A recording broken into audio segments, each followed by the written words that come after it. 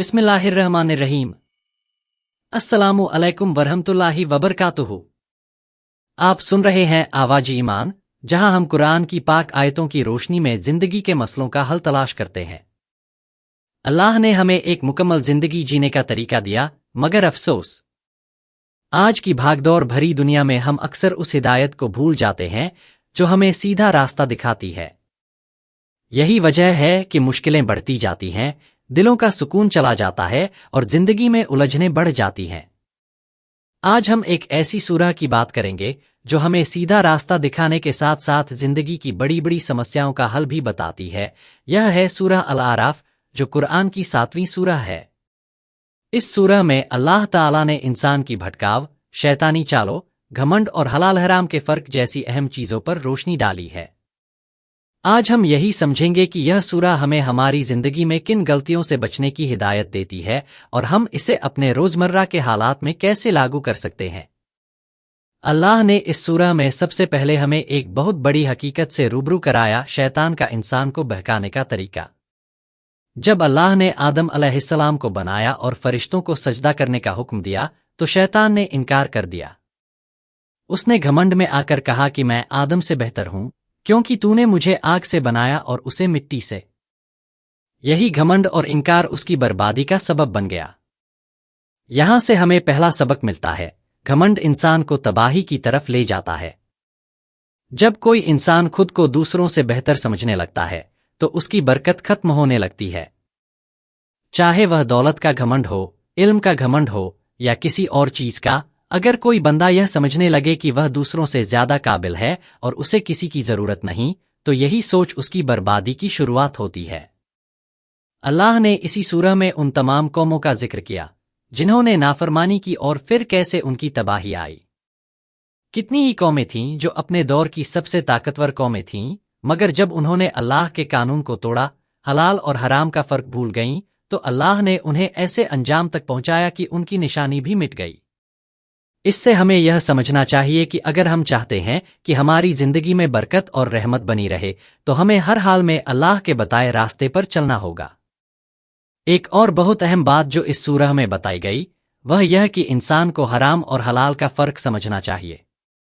आज के दौर में जहां हर तरफ लालच और दुनिया की चमक दमक है, लोग हलाल हराम की परवाह करना छोड़ चुके हैं।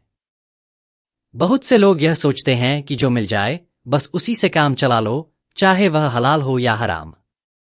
मगर अल्लाह ने इस सूरह में साफ बताया कि जो कुछ रसूलुल्लाह सल्लल्लाहु अलैहि वसल्लम ने हमें हलाल बताया है वही हमारे लिए अच्छा है, और जो हराम बताया है उससे बचना हमारे लिए जरूरी है। इसका एक और पहलू यह भी है कि बहुत से लोग यह सोचते हैं कि हराम कमाई से जिंदगी आसान हो जाएगी, मगर ऐसा बिल्कुल नहीं है। अल्लाह जिसको चाहे कम में भी बरकत दे सकता है और जिसे चाहे ज्यादा देकर भी उससे सुकून छीन सकता है। कितने ही लोग हैं जिनके पास हर तरह की दौलत और सुख सुविधाएं हैं, मगर फिर भी उनके दिल में बेचैनी है, उनका सुकून खत्म हो चुका है। दूसरी तरफ ऐसे लोग भी हैं जिनके पास बहुत कम है, मगर उनके दिलों में सुकून और इत्मीनान है, क्योंकि वे हलाल रिज्क कमाते हैं और अल्लाह पर भरोसा रखते हैं।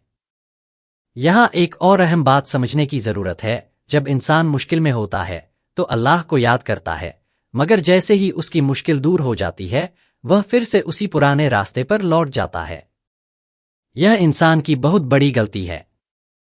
अल्लाह ने इस सूरह में कहा कि जब इंसान पर कोई तकलीफ आती है तो वह अल्लाह को पूरी शिद्दत से पुकारता है, मगर जब उसकी परेशानी हल हो जाती है तो वह भूल जाता है कि उसे किसने बचाया। यही आदत हमें बदलनी होगी। हमें सिर्फ मुसीबत में नहीं बल्कि हर वक्त अल्लाह की याद में रहना चाहिए। हर हाल में उसका शुक्रगुजार होना चाहिए, चाहे खुशी का वक्त हो या गम का। अगर हम ऐसा करेंगे तो अल्लाह हमारी जिंदगी को और ज्यादा आसान बना देगा, हमें सुकून देगा और हमारी राहें खुद ब खुद आसान होती चली जाएंगी।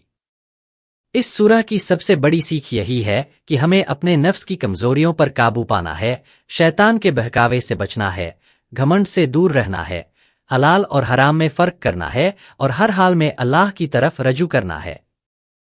यही वह रास्ता है जो हमें सच्ची कामयाबी की तरफ ले जाएगा, दुनिया में भी और आखिरत में भी। اگر آپ کو اس ویڈیو سے کچھ نیا سیکھنے کو ملا تو اسے لائک ضرور کریں اور کامنٹ میں بتائیں کہ آپ کو سب سے زیادہ کون سی بات اثردار لگی۔ اگر آپ چاہتے ہیں کہ اسلام کی یہ ہدایتیں اور لوگوں تک پہنچیں تو اسے شیئر ضرور کریں۔ اگر آپ ہمارے چینل آواز ایمان پر نئے ہیں تو ابھی سبسکرائب کریں تاکہ آپ کو آگے بھی اسی طرح قرآن اور حدیث کی اہم باتیں سیکھنے کو ملیں۔ اللہ ہمیں قرآن کی ہدایتوں پر عمل کرنے کی توفیق دے اور ہماری زندگی میں برکت دے۔ جزاکم اللہ خیرن، والسلام علیکم ورحمۃ اللہ وبرکاتہ۔